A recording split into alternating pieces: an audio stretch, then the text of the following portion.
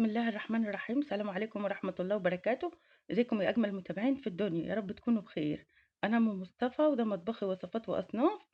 إن شاء الله النهاردة هنعمل مع بعض القرص، قرص الأفران بالسمسم والسكر والقرفة بطريقة حلوة جدا ونضيفة وطريقة في البيت وكمان مغذية لأولادنا. تعالوا كده ندخل الفيديو بتاعنا ونسمي ونصلي على رسول الله ونشوف احنا عملنا ال- القرص الجميلة ديت ازاي. هنا عندي كوباية ونص لبن رايب، وعندي هنا كوباية من الزيت، وعندي نص كوباية من السكر، وعندي كمان باكت خميرة دوبته في نص كوباية مية بسكر، ضفت له معلقة سكر، وعندي هنا معلقة صغيرة من الملح، وعندي كيس بيكنج باودر، وعندي هنا فانيليا. طبعا هضيف المكونات الجافة على بعضها.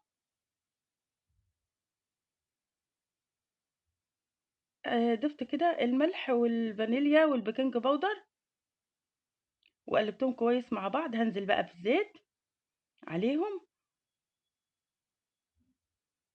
وهقلبه كويس جدا زي ما حضراتكم شايفين. ما خدتش معايا وقت خالص وسهله وبسيطه جدا.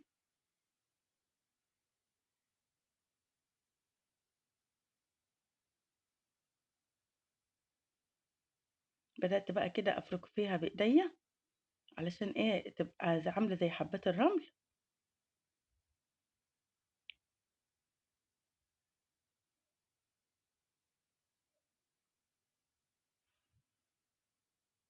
شايفين راحت معايا عامله زي حبات الرمل ازاي.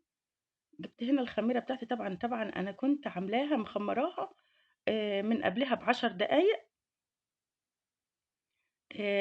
باكت خميره فوريه ومعاها معلقه من كبيره من السكر وفي ميه دافيه، وخمرتها وغطيتها زي ما حضراتكم شايفين. قبل ما أبدأ الفيديو، عملت كده قبل ما أبدأ الفيديو. كل مكون بانزل بيه باقلّبه كده مع الدقيق علشان تبقى المقادير معايا مضبوطة. طبعًا نزلت بقى كده واحدة، واحدة باللبن الرايب اللي عندي، ما فيش مشكلة خالص ممكن تعمليه بمَيّة وهيبقى جميل جدًا. يعني لو مش متاح لبن اعمليه بمَيّة عادي، بس أنا كان موجود عندي اللبن فعملته باللبن.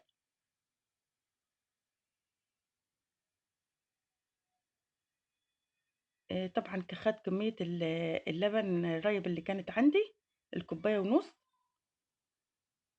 عجنت كويس، نزلت كده على الرخامة ونزلت كويس كده عليه بالعجن.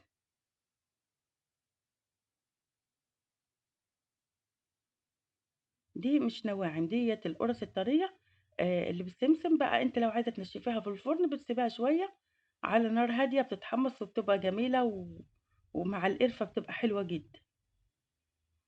طبعًا جيت هنا بقى هي خمرت نُص خمران، يعني ما استنيتش لمّا هي ت لمّا هي تخمر خالص، لإن أنا بعد ما باخلّصها باسيبها حوالي نُص ساعة تخمر. فخمّرتها التخمير الأولاني في الطبق نُص تخمير. جيت بقى كوّرتها كِوَر صغيّرة زي ما حضراتكم شايفين كده.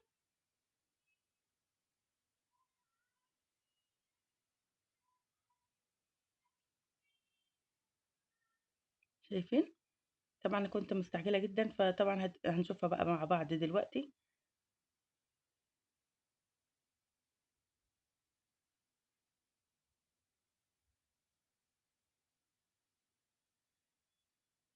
عندي هنا بقى سمسم، هنا عندي حوالي كوباية من السمسم ضِفت عليها معلقتين من السكر، وعندي القرفة بتاعتي ضِفت عليها معلقتين من الدقيق ومعلقتين من السكر، يعني معلقتين قرفة، معلقتين دقيق، معلقتين سكر، دي الحشوة بتاعتي. تمام؟ وعندي هنا بقى إيه، دي مَيّة مش زيت، يعني دي مَيّة وبالفرشة كده هاقول لحضراتكم هنشوف مع بعض هنعملها إزاي وبطريقة حلوة وناجحة جدًا. أنا جِبت كده معلقة كبيرة من الحشوة في كل إيه، في كل قطعة من العجين،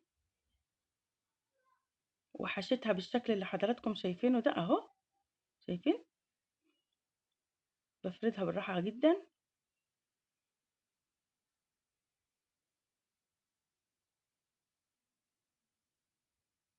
بادهنها بالمَيّة العادية خالص أهو، لإن السمسم عليه إيه، السمسم عليه سُكّر.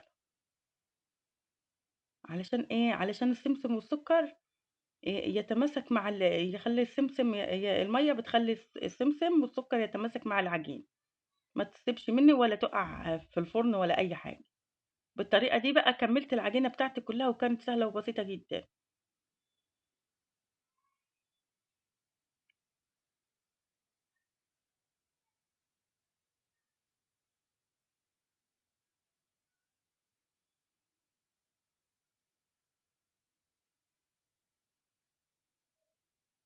شايفين الجمال؟